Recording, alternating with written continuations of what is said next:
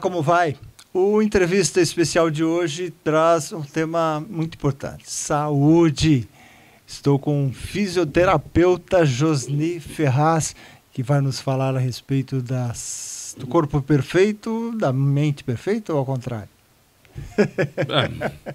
Vamos tentar, né? Vamos tentar devagar a respeito do que seria melhor. Você é paulistano? Osasquense, paulistano. Osasquense? Mora em Osasco. Isso. Bom, começou faz tempo já a fisioterapia, não? Sim, como eu estava dizendo um pouquinho antes, eu comecei a estudar com 27 anos, né? Foi um pouquinho tarde para a faculdade. Geralmente a média dos estudantes é 18, 20 anos, mas eu escolhi a profissão que eu gostaria de exercer e finalizei com 32, então já estou aí há quase 20 anos de carreira de fisioterapia, de trabalho com fisioterapia. Bastante experiência, né? Temos, né? Cada paciente é uma escola pra gente, eu costumo dizer, né? Nunca ninguém é igual a ninguém. Vou tratar uma dor, um problema, né? Eu não trato a dor, eu trato a pessoa, né? Então a gente busca entender o universo individual de cada um para poder correr planejar um tratamento mais específico para a pessoa, né? Você diria que já aprendeu tudo? Não, de maneira alguma. Nossa, cada vez eu penso que eu preciso aprender mais. Fazendo cursos, atualizações, fazendo extensões, né, de técnicas, de tratamentos, reciclagem, para a gente poder entender melhor o trabalho e oferecer sempre algo bom para o paciente, né? Então, é um eterno aprendizado. Eu acho que há muita atualização nesse campo. Existe bastante, né? É importante ver. Você tocou num ponto, né? Eu lembro quando eu estava me formando, né? Cheguei para o meu professor e falei assim: graças a Deus não vou precisar mais ler nada na minha vida, não quero ler mais artigo científico, não quero ler mais nada. Ele falou: agora você vai começar a estudar. Falei: nossa, como assim? Ele falou: agora você vai entender tudo e isso vai incorporar na tua vida, fazer parte do teu dia a dia. Falei: tá bom, vamos enfrentar um novo desafio. Ainda bem que hoje, com o advento da tecnologia, está mais fácil divulgar. Aí tem a questão de academia, enfim, da atividade física. A atividade física ser muito importante para o ser humano. Dá para divulgar e facilita o trabalho do fisioterapeuta. Sim, hoje você tem uma oferta, né, dentro da internet, né, ela abriu muito esse campo. Então, a busca de informações a respeito do que é importante, do que a gente considera importante em termos de saúde, de boas condutas, e você encontra tudo. Lógico que a gente tem que aprender a filtrar, né? Esse é o ponto principal, para ir buscar a opinião de um profissional para poder fazer a coisa certa. Às vezes você está com um determinado problema. Vou consultar o Google para ver o que ele me faz. Tem muita informação. Mais fácil. Só que, às vezes, muitos incorrem em erro e acabam piorando o quadro. Então, é sempre importante buscar a opinião do profissional, buscar um tratamento específico com o profissional. A fisioterapia, por exemplo, é um profissional de primeiro contato. Então, hoje não, né? Desde sempre, o fisioterapeuta ele pode ser procurado independente do que você sinta. Você não precisa consultar inicialmente outro profissional para buscar a fisioterapia. Você pode estar com uma dor, está sentindo algo diferente no corpo, você pode buscar a consulta de um fisioterapeuta para te orientar da melhor forma. Então, é um profissional altamente capacitado. Okay. Você diria que hoje a população está muito mais informada com relação à atividade física, o benefício que ela proporciona e também os perigos?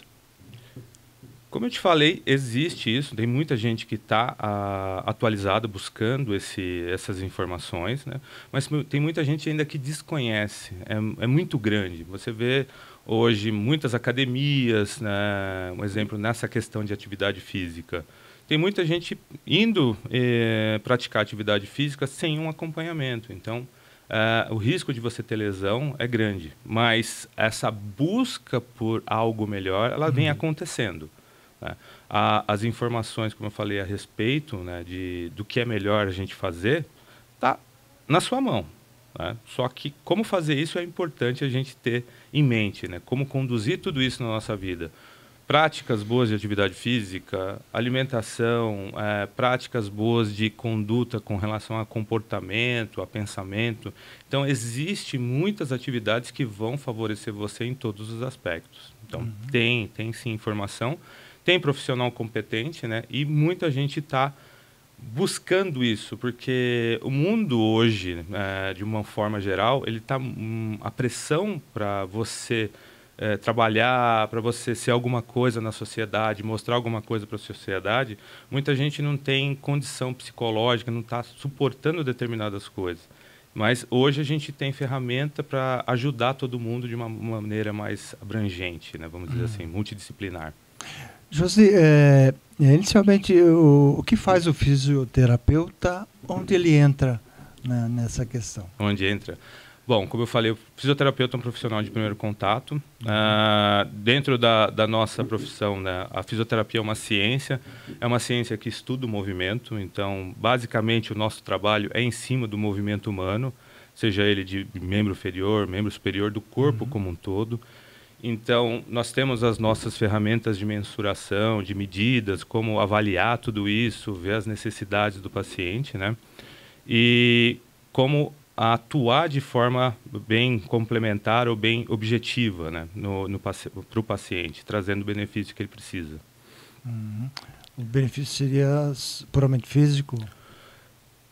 Não só físico. Quando você busca, um exemplo, você está com uma dor, vamos colocar assim, uma dor no ombro, dependendo do tipo de dor, da qualidade de dor que você tenha, ela pode também, junto com ela, vir determinadas coisas. Um exemplo, se a dor é contínua, essa dor está ocorrendo há mais de uma semana, 2 semanas, e você já buscou algum tipo de tratamento médico, medicamentoso, e ele não trouxe um alívio que você gostaria.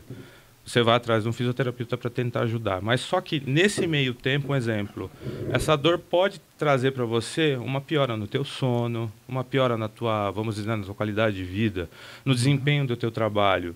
Dependendo do ritmo que você tenha de vida, né, isso pode piorar o seu comportamento. Porque uma vez que você não se sinta pleno para executar suas atividades diárias, a sua interpretação do que é ser bom, do que é ser pleno, começa a ficar um pouquinho deturpada na sua mente. Aí você fala, poxa, não estou conseguindo oferecer o meu melhor.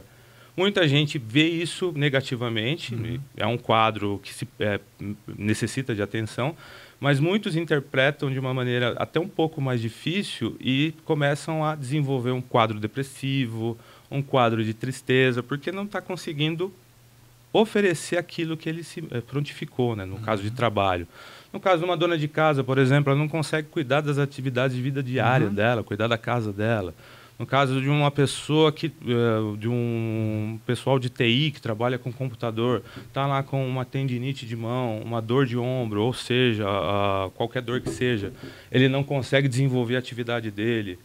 Uma pessoa que dança, está com dor, como é que ela vai dançar? É a fonte de renda dela, é a fonte de vida dela, é o trabalho dela. Então, isso tudo impacta negativamente quando você não consegue exercer sua atividade. Mas isso também mostra para a gente, né, e principalmente para a pessoa, que ela precisa rever também alguns aspectos. Dependendo da duração dessa dor, da qualidade, como eu falei, essa dor pode estar vindo já de um fundo emocional, ela pode estar desenvolvendo um processo de ansiedade, um pânico, uma depressão, que está culminando no processo doloroso, né? Só que a gente não avalia isso, né? Muitos profissionais não veem dessa forma mais global. Vamos lá e tratamos. Você chegou no consultório. Josinho, estou com uma dor de joelho. Se é uma dor de impacto na hora, estava jogando futebol, ou escorregou, caiu, bateu, né? Uma dor aguda, que a gente chama. Essa é uma dor fácil de tratar. Em um curto espaço de tempo, a gente resolve ela. Mas quando eu tenho uma dor que ela vem e vai, ela tem um ciclo, de repente ela desaparece, mas ela volta de novo. Crônico. Ela começa a se tornar crônica, mas ela fica indo e voltando até que ela se instala definitivamente e você acaba aprendendo a conviver com a dor. Ninguém tem que conviver com dor. Dor está mostrando algo para a gente. Então a gente tem que aprender a identificar qual a origem dessa dor. Por que eu estou desenvolvendo essa dor? Então, é um aspecto um pouquinho mais profundo, porque às vezes, né, tirando do ambiente celular, vamos colocar assim, do processo de lesão da região, essa dor ela pode estar relacionada com um trauma que você sofreu, né, ou que você está passando. Só que ninguém associa, ninguém presta atenção nesse detalhe. Poxa, por que eu estou manifestando uma dor, né? Porque eu mudei meu comportamento, a minha visão a respeito de alguma coisa, isso pode acontecer. Por isso que a gente tem que trabalhar de forma global. E, às vezes, o terapeuta, o profissional, ele não é assertivo, né? É comum ouvir de pacientes no meu consultório, poxa, eu passei por 30 sessões de fisioterapia, 40 sessões de fisioterapia. Eu olho assustado, falei, gente, como assim? E, às vezes, com 6 intervenções, 10 intervenções, dependendo do caso, a gente consegue resolver o problema ou, pelo menos, dar uns 90% de integralidade para o paciente, devolver a funcionalidade para o paciente.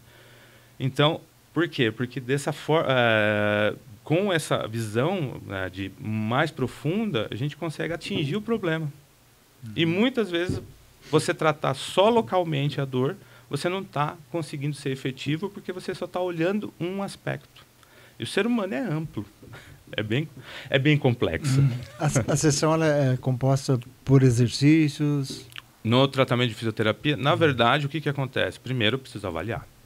Vai entrar exercício físico? Vai. Eu vou usar as ferramentas que eu disponho no consultório. Então, sou habilitado com ozonioterapia, sou especialista em acupuntura, então, dentro do campo de exercícios, eu sou habilitado a desenvolver atividades cinético-funcionais, que é o nome correto, né, vamos dizer assim, né, do exercício. Né? Então, porque a gente trabalha com movimento, eu vou trabalhar com exercícios para o movimento. Né? Tem a terapia neural, que é uma outra terapia que eu trabalho, também extremamente eficaz para estimular a reintegração tecidual. Então, não adianta só eu oferecer exercícios. Eu preciso analisar o contexto para eu poder ver o que o paciente precisa naquele momento. Mas todas as ferramentas podem entrar em conjunto, como elas podem entrar em etapas no processo de tratamento do paciente. Precisa saber o problema, porque tem problema que sim, como eu falei, agrava, a gente precisa avaliar. Você só agrava, né? Exatamente. Né? Às vezes, dependendo do problema do paciente, eu tenho que saber avaliar corretamente para eu poder oferecer a ferramenta certa no momento certo. Às vezes eu vou estimular demais um paciente que já está cansado. Um braço, ou seja, um ombro, ou uma mão, o que seja, né? Uma cervical, uma lombar, dentro do que o paciente traz para mim de dor, de desconforto. Só que eu tenho que olhar ele todo para eu saber qual a intervenção que vai ser mais interessante naquele momento. Você falou sobre ozônio, é um tratamento contemporâneo. Isso até pouco tempo não se falava muito. Exatamente. Né? Ozonioterapia, ela é uma terapia já clínica usada na Europa há mais de 100 anos. Né? Estudos clínicos específicos com ozonioterapia, estudos bem delineados, já existem desde 1950. No Brasil, estamos engatinhando ainda com os estudos, mas já tem muito trabalho sendo feito, né, sendo desenvolvido. A história de ozonioterapia no Brasil ela tem vários percalços, mas ela tem profissionais que são habilitados pelos seus conselhos. Um deles é a fisioterapia, né, que permite ao profissional utilizar a ozonioterapia como ferramenta clínica no seu consultório. Né, mas tem outros profissionais da área da saúde que, infelizmente, ainda o conselho não permite. Mas é uma ferramenta, a ozonioterapia, com um grau de eficácia grande. Os estudos fora existem em torno de 4, 5 mil estudos de ozonioterapia. Então, se você fizer uma pesquisa nos indexadores médicos de tratamento, né, você vai encontrar muito estudo a respeito de ozônio. Então, é uma ferramenta segura de se trabalhar. Só que ainda é um pouco negligenciada no Brasil, né? Ela está engatinhando, né? Porque a maioria das pesquisas é conduzidas por fundos próprios, né? Então, porque não existe interesse econômico nenhum. É isso que eu ia perguntar, ela encontra obstáculos. Sempre contra obstáculos, né? Tem lobbies, enfim, mas não convém a gente conversar a respeito, né? Mas é uma terapia extremamente eficaz e que eu uso também na minha prática clínica. Falar em obstáculos, existe um obstáculo falando em mercado de trabalho, entre fisioterapeuta e o médico, por exemplo? Existe... Conflitos?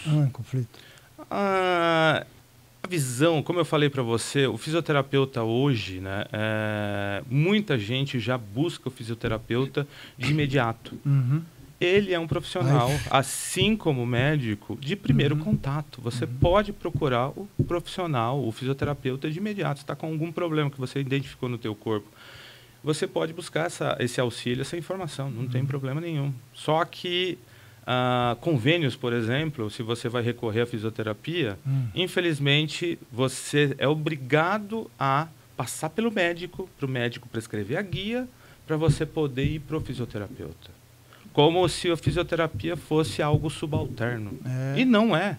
Ela é uma ciência como a medicina e que tem as suas qualidades, tem a sua pesquisa científica, tem todo o seu arcabouço lá, que permite ao profissional trabalhar individualmente e coletivamente. Então, você pode fazer um trabalho multidisciplinar com médicos, farmacêuticos, biomédicos, enfermeiros, educadores físicos, psicólogos. Como você pode fazer um trabalho individualizado só para você, né, com um fisioterapeuta direto?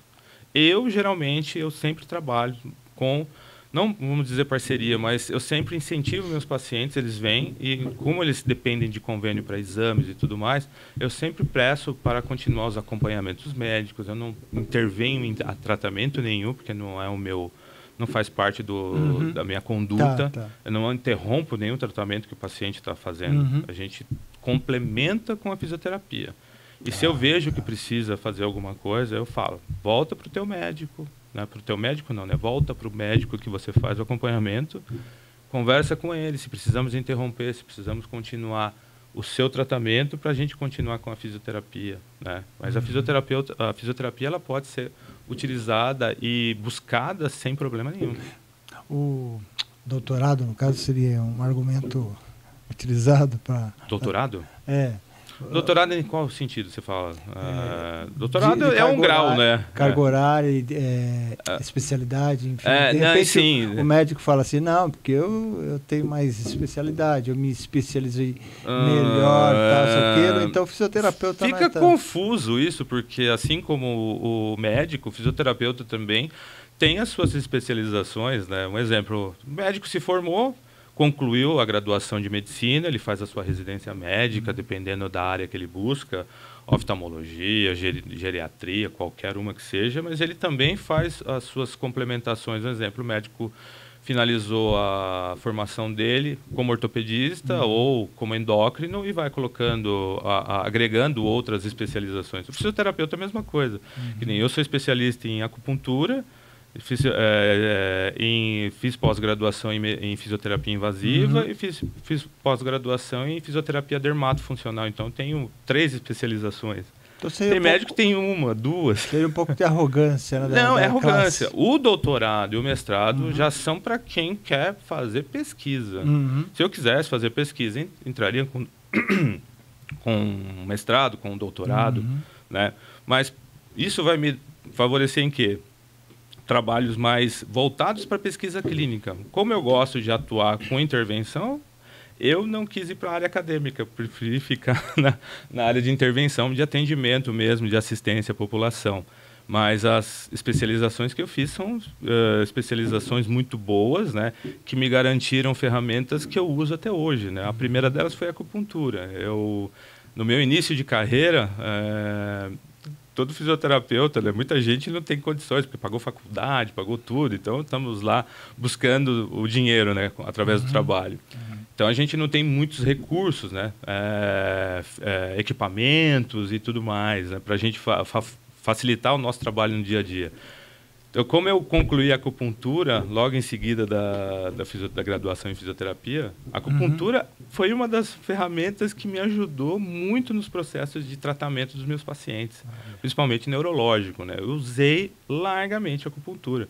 Então, eu consigo fazer uma analgesia com a acupuntura, eu consigo estimular a recuperação funcional de um membro com acupuntura, no caso de lesão neurológica, a recuperação pós-cirúrgica. Então, a acupuntura me traz uma ferramenta que me traz muitos benefícios. Depois, lógico, né, a gente começou a crescer, né, profissionalmente, melhorar a qualidade de vida, melhorar os nossos proventos. Então, fui adquirindo equipamentos para facilitar minha vida no dia a dia, mas é um trabalho árduo, né? Agora, eu ia te perguntar com relação à energia, já que você falou em acupuntura, a energia, ela influi muito no corpo com relação a problemas, lesões, alguma coisa assim? Sim, sim, né? Dentro a gente for falar da acupuntura, né? Tem que falar de medicina chinesa, dentro do aspecto da divisão da medicina chinesa, fala que a energia flui pelo nosso corpo, o Qi, né? Vamos dizer assim, que é como eles chamam. Através dos canais, dos meridianos de energia. Então, quando você tem uma disfunção, processo doloroso, uma coceira, uma tosse, seja qual for, um exemplo, a ansiedade, depressão, você tem um processo de estagnação de energia nos meridianos que você precisa desbloquear com uma ferramenta. Qual é, por exemplo, a acupuntura é um nome, na verdade, de uma técnica, que é o uso da agulha, né? Mas a medicina chinesa você tem outras ferramentas. Você tem a moxa bustão, que é o uso do calor nos pontos de acupuntura. Você tem a ventosoterapia, que é o uso da sucção, né? E cada uma ela vai trabalhar dentro de uma diferente forma nos meridianos. Uma trabalha, como a gente fala, tonificando, outra a gente fala que está sedando, outra a gente fala que está harmonizando, né? Então a gente usa esses termos nos tratamentos de acupuntura. E energia. Quanto mais energia fluindo no teu corpo de maneira harmoniosa, mais saúde você tem, mais bem-estar você tem. Vamos dizer que mais feliz você estará, né? Vamos dizer assim, né? Ou seja, quanto mais o corpo estiver harmonioso, o bem-estar estará junto com você. Não sei se eu estou certo. Os problemas de lesões por atividades repetitivas, enfim, hoje é mais comum no ser humano? Na verdade, sempre existiu, né? Toda vez que você executa o mesmo trabalho por um longo período, continuamente, você pode ter uma lesão. Se você não faz uma manutenção desse processo, né? Hoje você tem as atividades laborais, né? Então a gente tem uma área da fisioterapia que cuida muito disso, né? Da fisioterapia dentro da ergonomia, né? Atividades laborais, análise de atividades laborais. Então, quando você se expõe muito a um agente agressor, é comum você ter uma lesão específica, né? Digitador, por exemplo, passa horas digitando, pode desenvolver uma que a gente chama da síndrome do túnel do carpo, uma tendinite de Decker-Wein, uma epicondilite. Ela pode desenvolver determinadas patologias relacionadas à inflamação de estruturas tendinosas. Só que se a gente falar também de uma outra forma, poxa, se fosse assim, todo mundo que trabalha no banco teria o mesmo problema, né? Tem pessoas mais suscetíveis e pessoas menos suscetíveis. Então a gente não pode só olhar a questão da atividade laboral, a gente tem que olhar também como a pessoa é lá fora do trabalho, como é a atividade do dia a dia dela, como é a alimentação dela, se ela pratica atividade física ou não, se ela cuida do corpo. Então, tem ferramentas que podem ser usadas para minimizar todo esse processo. Só que tem que estar à disposição e fornecer também para o profissional, para aquele que está passando por isso, né? Eu imagino você arranjar uma saída para um digitador, por exemplo. Ele vai digitar como, né? Ele precisa digitar, ele precisa trabalhar. Você vai ter que pensar. Como é que eu trabalho com ele? Importante. Primeira coisa, quantas horas... Mas você me deu o digitador, vamos lá, vamos discorrer a respeito. Quantas horas o digitador trabalha por dia? Isso é um ponto. Quantos intervalos ele faz? Na bancada de trabalho dele, existe apoio específico para o braço? Isso é uma análise ergonômica. A cadeira está na posição correta? A altura do computador, o mobiliário dele está adaptado para ele? A maioria não está. Hoje existe essa preocupação porque foi um ponto muito grande de absenteísmo no passado, ainda é, né? Então, a indústria, bancos e tudo mais, escritórios, têm uma visão um pouquinho mais delicada a respeito disso, sabe que pode ocorrer o risco. Então, eles estão trabalhando de uma forma para oferecer para o profissional essas estruturas para facilitar a vida dele. Mas, mesmo assim, né? Tem tudo isso? Ótimo, está lá. Tem um mobiliário perfeito, eu estou numa condição boa, ótimo, de trabalho. Maravilha. Como é que está a tua vida, alimentação? Toco nesse ponto de novo. Como é que está teu nível de estresse? Porque ele está lá trabalhando, mas como é que está a relação de trabalho dele? Né? Como é que está o ambiente de trabalho dele? Uma coisa é o ambiente onde ele se encontra ali, local, pontual, para ele desenvolver a atividade. Mas e o restante? Existe estresse na região? Claro que a gente tocar o estresse é um ponto importante. Porque né? às vezes é puramente mecânico, quer dizer, o cara fica no mundo da lua, só tá lá repetindo. Quando repete, fica lá. E a cabeça dele está tranquila, divagando, ok. Mas ele está lá trabalhando, mas ele preocupado. Fala, poxa, se eu não fizer isso, o chefe vai pegar no meu pé, eu corro risco de ser mandado embora. Então, como é que está a minha relação de trabalho? Né? Então, é um fator estressante. Então, nesse aspecto, ele pode desenvolver uma tensão específica na região cervical e desenvolver uma lesão cervical. Por quê? De tanta tensão que ele está provocando na região. Ele está tensionando os ombros dele a tal ponto com musculatura que fica rígido e vai ofender estruturas específicas, como as bursas que envolvem os tendões, desenvolver uma bursite ou uma tendinite propriamente dita. Então, são fatores emocionais que aí foge desse aspecto de somente do repetitivo, que é um aspecto emocional desenvolvendo uma lesão funcional nele. Então, é uma ponto de se ver. Bom, não tem estresse de trabalho, não tem, o mobiliário está em ordem, vou para outro aspecto, vou para outra esfera. Como é que está o cara, essa pessoa, em casa? Como é que está a relação dele familiar? Às vezes o cara ele trabalha porque ele não quer ir para casa porque ele tem um problema em casa. Acontece muito isso. Tem muita gente que quer fugir do trabalho e ficar em casa. Mas tem muita gente que quer fugir de casa. Mas tem muita gente que quer fugir de casa e fica no trabalho. Por quê? Porque ele não quer. São pontas, né? É um quebra-cabeça que a gente tem que analisar. Por que ele está tendo uma relação conflituosa em casa, que ele não quer ficar em casa, se sujeita a trabalhar mais, fazer hora extra, enfim, se expondo a lesões. Você faz uma anamnese, então. Você tem tem que ter. A anamnese ela é específica, ela é o primeiro ponto. Conversar com o paciente. Eu preciso conhecer. Muito se fala, né? Muitos perguntam para mim, Josni, como é que você trata uma lombalgia? Aí eu, lombalgia de quem? Tem que saber a causa. Porque existem protocolos para tratamento de lombalgia. Tudo bem, existe lá. Você vai usar uma série de Williams, vai fazer os alongamentos, vai fazer algumas coisas lá, que a gente considera, né, que tem os livros específicos lá para ditar nossa conduta, vamos dizer assim, para a gente aprender.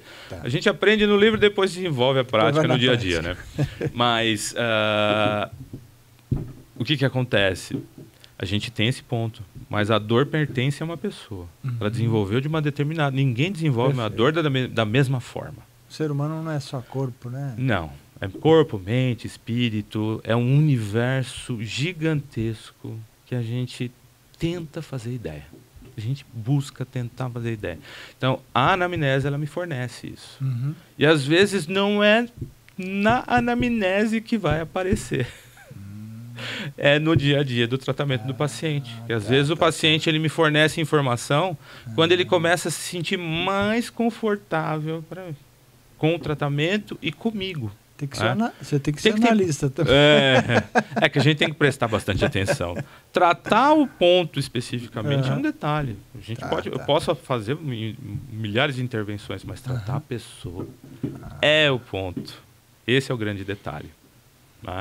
Tá. Eu queria saber, qual hoje especificamente, você já tem 20 anos, qual a maior o maior número de lesões que acontecem? Existe um determinado tipo? Existe, né? Que nós temos mapeado, né? Principalmente nos Estados Unidos, que a gente usa muito o estudo dos Estados Unidos, né? Hoje, a lesão mais comum é a lombalgia, dor lombar. Lesão mais comum. 80% a 85% da população teve ou terá dor lombar. Estresse, né? Não só estresse, né? A gente fala do estresse, mas esse é um dado, né? Por que ele tem dor lombar é o ponto, né? A gente analisar, mas é uma classificação internacional, né? Então, 80% a 85% da população tem ou terá ou já teve dor lombar. Você já teve dor lombar? Acho que já. Já. Tive, sim. Todo mundo já teve dor na perna. Às vezes você vai fazer um movimento, você vai sair da cadeira, você está sentado conversando comigo, e você vai fazer um movimento, um pequeno movimento, não é nem repetitivo, né? Você vai sair do movimento que você está, da posição que você está, num pequeno movimento, o teu corpo interpreta como algo perigoso, ele provoca uma contratura para proteger tua coluna. Você foi fazer um movimento leve, girar aqui para sair da cadeira. Nessa brincadeira, é automático. A gente sai, levanta, volta, faz tudo. Mas quando o corpo interpreta então é sério, que pode ser lesivo, ele bloqueia. Ai, nossa, acabei de dar um mau jeito na coluna. Esse é aí demora algumas horas para passar. Não 10 horas, às vezes demora um bom tempo, né? Porque se desarmar esse processo de proteção do corpo, às vezes leva um tempinho. Mas só para você ver como ocorre, né? Um dos pontos é esse, né? O movimento leve, pequeno, mas que provocou um estímulo específico que vai gerar uma contratura e gerar uma lesão. A aplicação de gelo, por exemplo, resolve na hora ou não? O gelo, a crioterapia é uma terapia interessante, né? Ela tem uma inibição, né, do estímulo doloroso, porque a gente usa os processos fisiológicos para terapia, né? Então, o estímulo doloroso, ele usa uma via na medula para chegar no cérebro. Então, você interpreta a dor de uma maneira. Mas o estímulo de temperatura tátil, ele tem ele é outra via que ele usa e acende mais rápido para o tálamo, para estruturas encefálicas superiores, né, para o cérebro. Então a gente usa o gelo para esse princípio, né?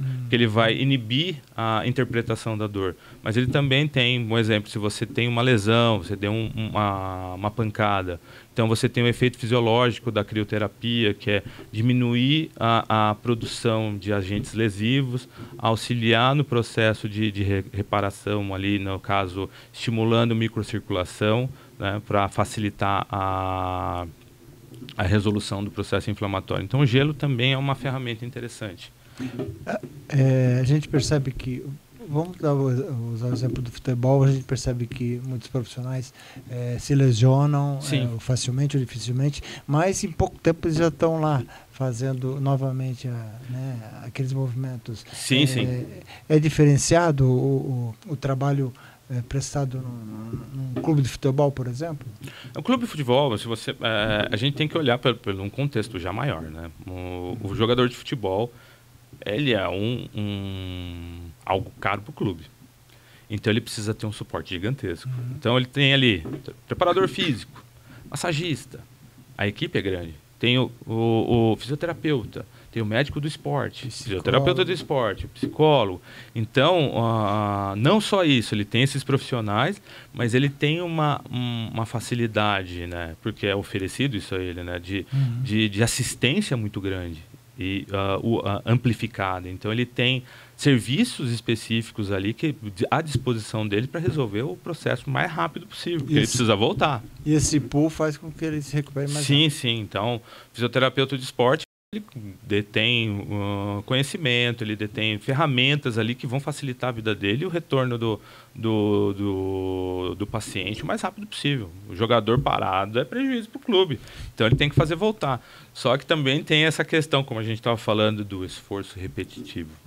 Né? O jogador de futebol é a mesma coisa. Né? Hoje o jogador de futebol ele se estressa e se lesiona muito mais do que lá no passado. Né? Por quê? Porque ele tem que fazer perfeitamente tudo. Então, ele é estimulado todos os dias, a todo momento. Então, ele tem que preparar a máquina para tentar segurar as lesões, mas mesmo assim, corpo humano... E o joelho parece que tem data de validade. Não, joelho, né? Porque a mais comum, né? O jogador de futebol tem os pontos lá que são chaves para lesão, né? Que é tornozelo e joelho.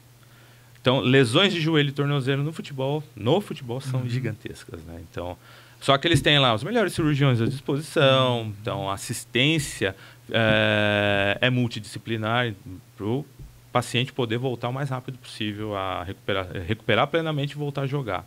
Mas ele detém ali ferramentas boas, né, que estão à disposição dele para resolver logo o problema. Né? Isso faz a diferença, né? Claro.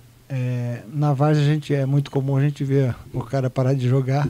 É aquele jogo de final de semana, porque o joelho, ele mesmo operando, não teve mais jeito, né? Isso é comum. Olha, eu já trouxe pacientes de volta a jogar futebol com lesões grandes, né? Mas jogar futebol na questão para brincar, para se divertir. Brincadeira. Estava lá com uma lesão crônica contínua, já fazia anos, após cirurgias e tudo mais, e não conseguia voltar. Ele voltava para o futebol, conseguia ficar 5 minutos jogando, né? Com o trabalho, né, que eu desenvolvi com esse paciente e tudo mais, um acompanhamento um pouquinho mais longo, porque ele tinha outros agravantes em conjunto. Então, a gente conseguiu dar uma resolução maior para a lesão que ele tinha no joelho. Hoje, ele controla o avanço, né? A gente conseguiu provocar um processo ali de remissão das lesões. E hoje, ele joga futebol, consegue se divertir, que é o lazer dele, então qualidade de vida para ele, né? Porque é importante isso. Sim, sim. E ele não deixa com que a evolução, com que a lesão evolua. Então, a lesão está estacionada. Vez por outra, ele me procura, porque a gente fez um tratamento longo, mas agora é um tratamento esporádico. Ele vem só para a gente dar uma olhada, ver como é que está, fazer algumas intervenções pontuais, e a vida dele continua. Então, dá para voltar a ter atividade. Todo mundo? Não todo mundo. É isso que eu ia falar. Ia até nem todo mundo. Levar teu cartão lá pro clube. Porque os colegas lá... Vira e mexe, tem colega que tem problema de joelho. E uma quantidade grande não voltou mais. Tentou. Tinha um senhor que voltava. Depois de um ano ele voltava, corria. Daqui a pouco estava ele fora do jogo e não tem que fazer um mais. trabalho. Não adianta. Quando você tem lesão crônica, você tem que fazer um trabalho prévio, fazer uma manutenção, um controle. Não adianta fazer uma coisa pontual, solto você e seja o que Deus quiser. Não. O paciente com histórico precisa de mais cuidado. Né? Agora, no dia a dia, por exemplo, postura, o sentar, o jeito de sentar, de dormir, enfim, de andar. Sim, são coisas importantíssimas. Você falou de postura. Né? Postura é uma coisa importante. Se você tem um vício postural, é bom corrigi-lo, porque tardiamente ele pode provocar uma dor em você, algum incômodo, ou ele já pode estar provocando e a gente nem está percebendo. Então, aí se estrutura isso, e quando se estrutura dá um pouco mais de trabalho de se resolver. Né? Então, postura é um ponto. Você falou de dormir. Né? Dormir. Muita gente não 6, se atenta. 7 horas, né? Além de qualidade de sono, uma coisa que muita gente não se atenta. Qualidade do teu colchão e a qualidade do teu travesseiro. Pacientes, eu já tive muitos pacientes que vinham tratar dor lombar, dor de ombro, dor no ombro, dor em joelho, dor em quadril. Né? E aquela coisa, né? Vamos conversando, anamnese, me conta toda a sua vida. Não, faço isso, atividades e tudo mais. Tira uma foto do seu colchão lá. Aí eu chego, né? Às vezes eu esqueço de perguntar do colchão, né? Mas o que acontece? Eu começo a tratar o paciente melhora, daqui a pouco ele me liga, porque eu sempre peço feedback para o paciente, me conta como é que tá, para a gente adaptar o próximo atendimento, se você melhorou, evoluiu, se estagnou. E aí o paciente fala para mim, Josninho, eu melhorei, mas daqui a pouco eu pioro de novo. Eu acordo com dor. Acorda com dor? Tá, vamos. Aí eu paro. Me conta como é que tá teu colchão. Por que meu colchão? Não, meu colchão tem uns 10 anos, 15 anos. Eu falo, não, pelo amor de Deus, não pode. Não, meu colchão tem um desnível nele. Não, pelo amor de Deus. Que mais tem isso? Normal. Fala, vamos lá, trocar colchão. José, mas eu tenho que comprar um colchão novo. Tem, meu querido. Você compra um colchão novo, você para de vir aqui. É assim, fala, não, eu vou te dar mais uns atendimentos, mas troca o teu colchão, porque a fonte da tua dor é o teu colchão. Perfeito. Porque o teu corpo não consegue distribuir de forma uniforme o peso em cada parte. E o colchão está viciado com você, verdade, e tá lá, e você não consegue assumir uma postura confortável. Até um momento você fala, não, ele está feito para mim, tem os buracos lá, ele não está feito. Pegou o formato do Pegou o formato, ele foi afundando, porque ele venceu o prazo de validade. Né? E isso é uma coisa interessante, porque a média de troca de colchão tem que ser de 5 a 10 anos. A gente troca tudo em casa, menos o colchão. Menos colchão. E o colchão e o travesseiro são pontos importantes. Colchão para distribuir, travesseiro para manter a tua cabeça numa altura específica. Você não pode ficar nem muito lateralizado, nem muito deitado. Tem que ficar numa posição neutra. Então, o travesseiro tem que ter a altura da proporção da tua orelha para o teu ombro.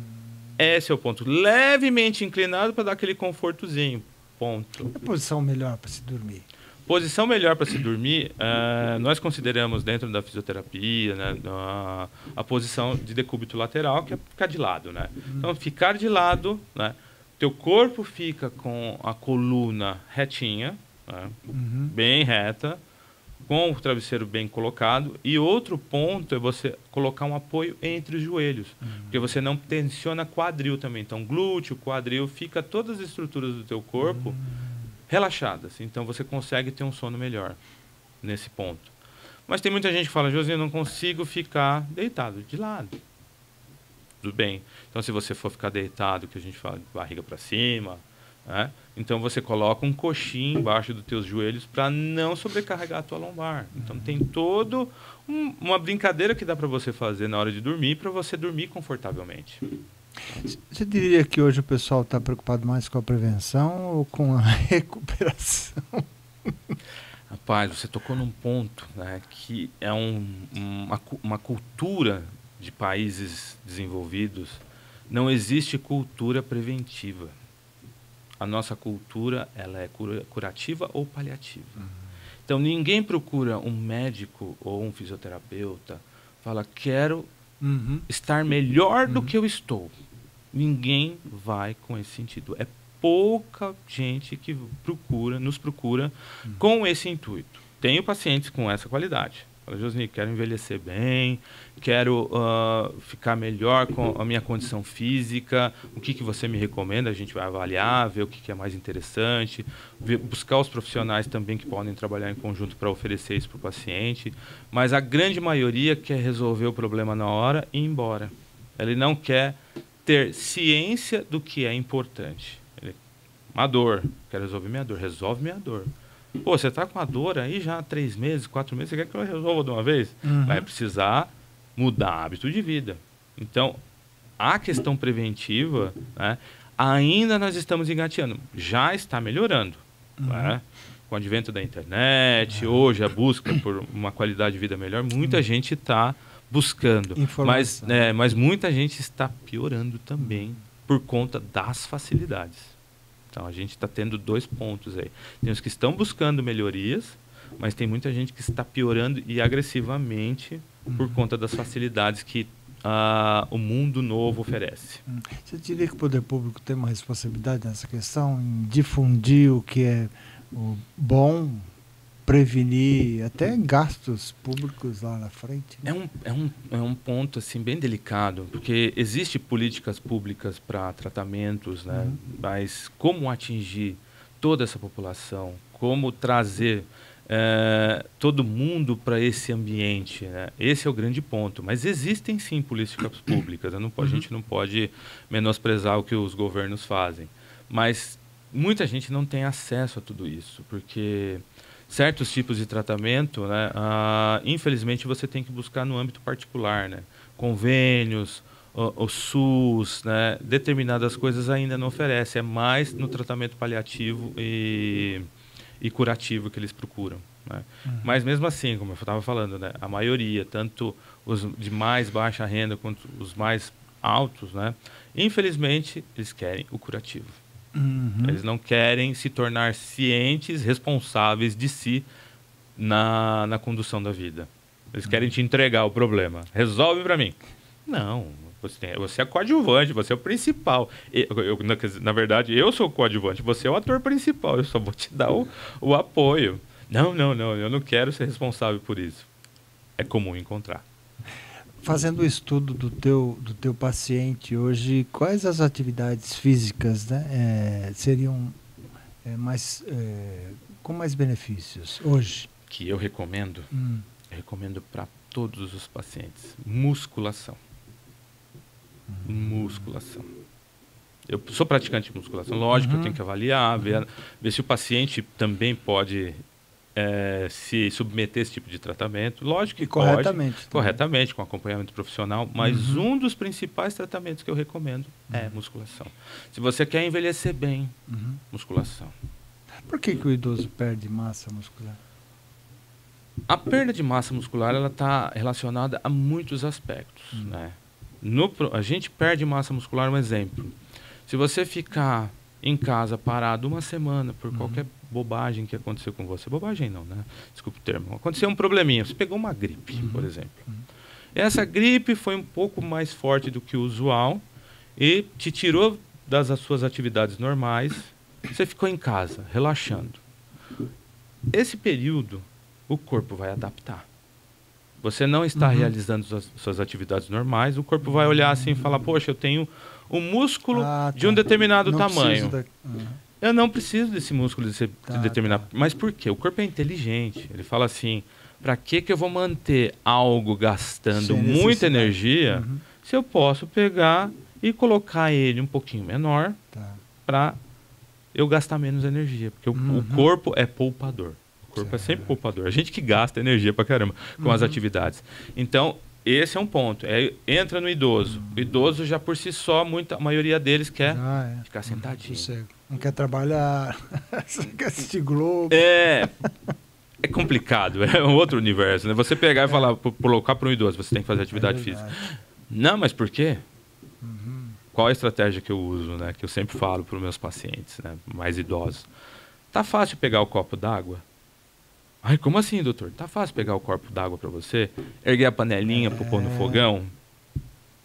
Às vezes eu tenho um pouquinho de dificuldade. Então, você vai fazer musculação para que essa atividade se torne fácil para você. Então, você vai lá erguer 5 quilos, 3 quilos, para você erguer algo de 200 gramas com facilidade. Esse é o objetivo. Musculação tem muito mais objetivo. Né? A atividade muscular com o exercício resistido, né, que a gente chama, que é a musculação com carga, ela vai ativar muitas vias metabólicas. A principal é músculo, mas ela vai ativar outras vias e ela provoca plasticidade neural. O que é plasticidade neural? Né? É a capacidade do sistema nervoso de se reorganizar. Então, vai melhorar a capacidade neural do paciente. Então, a musculação tem essa capacidade também. Então, eu sempre recomendo. Atividades recreativas é importante para a sociabilização, no caso do idoso, mas musculação para recuperar a funcionalidade de muita coisa nele, no corpo. Então, você joga informação para o cérebro para ele te é uma atividade isolada que vai favorecer todas as outras atividades. Um cérebro com uma plasticidade neural melhor, com uma capacidade neural de conexão, de informação, vai facilitar a tua vida no dia a dia. Então, o objetivo que eu sempre coloco da musculação é para ele erguer o copo. Mas eu estou olhando o outro ponto. Se eu falar para ele, não, vai melhorar a tua cognição, ele vai olhar para mim e falar, o que é isso? O que eu estou querendo com cognição? O que é cognição?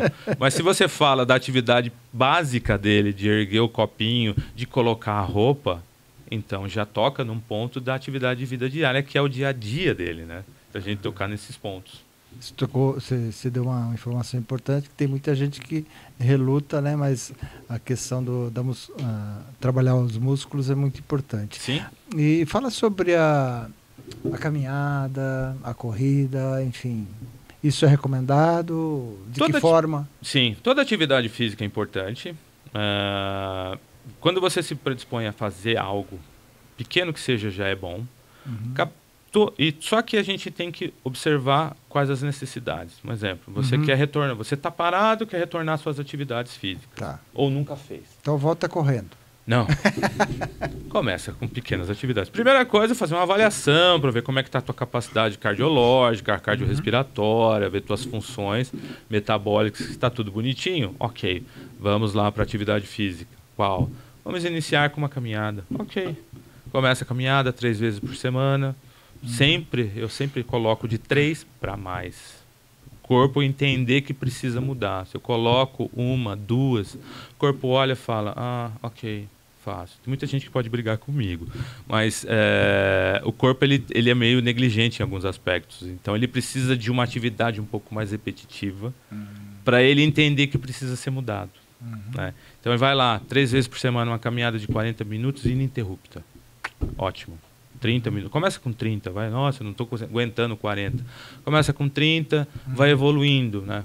Começa com 30 minutos, 25 minutos, vou aumentando gradativamente, até a atividade se tornar fácil. Quando a atividade se torna fácil, vamos incrementar, vamos colocar algo que vai também desafiar o paciente. Então, eu preciso ter uma mescla de atividades para oferecer uma recuperação ou uma melhora em vários aspectos no paciente. Não adianta eu focar só em uma. Mas todas elas têm benefício. Todas elas. E a corrida, ela vem mais... Não adianta eu colocar um idoso para correr, né? Então, porque você tem muitas estratégias no corpo. Se colocar um idosinho que está lá, ele consegue caminhar devagarzinho. Se colocar para correr, ele vai cair na rua e vai falar, doutor, que você acabou comigo. O coração não aguenta. Né? O coração não aguenta. Então, todo o processo inicial, ele é lento e gradativo. Eu vou evoluindo, eu tenho que evoluir com esse processo. Eu já percebi lesões na caminhada ou na corrida ladeira abaixo. É um perigo, né? Sim, por isso que você tem que iniciar, teu corpo se adaptar.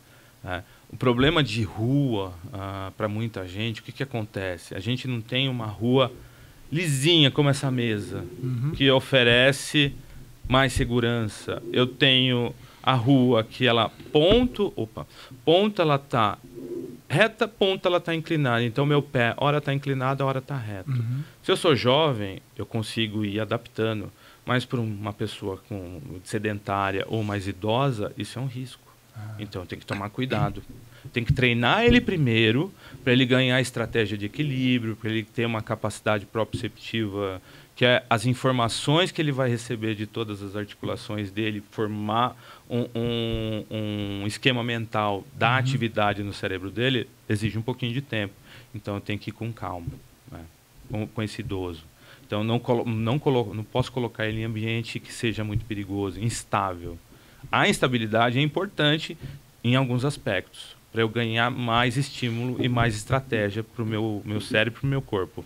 Mas para uma pessoa que não tem nada, eu tenho que tomar cuidado, que eu posso desequilibrar esse paciente, gerar uma lesão, aí vai dar um trabalho. Ainda. Então, tudo tem que ter segurança. Vou parar de explorar o senhor. Não? Mas é a última. Pode falar. Uma dúvida que eu sempre tive, e a gente procura informação na internet principalmente, sim, né? sim. Sobre alongamento. Uns dizem, alonga e depois corre. Outro fala assim, não, alongamento é para o final do exercício. Né? Melhor aquecimento. Melhor aquecimento. No meu caso, eu percebi que só aquecimento já me ajuda bastante. Qual é a ordem dessa coisa que eu não entendi? Melhor coisa de você fazer, você acordou de manhã, faz o alongamento.